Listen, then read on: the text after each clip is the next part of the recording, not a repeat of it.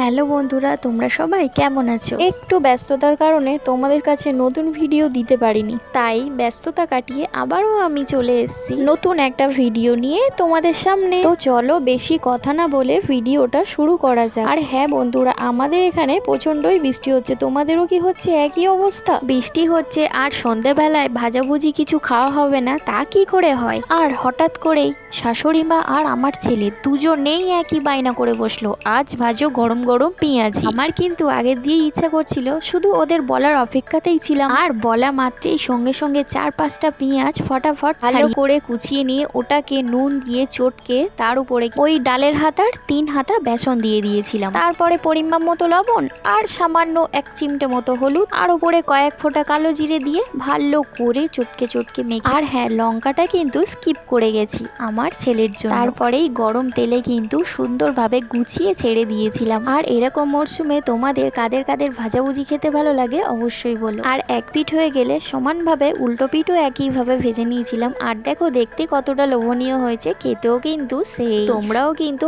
অবশ্যই বাড়িতে ট্রাই করো চা মুড়ির সাথে গরম গরম পেঁয়াজি। আর ভিডিওটি ভালো লাগলে একটা লাইক, কমেন্ট এন্ড সাবস্ক্রাইব।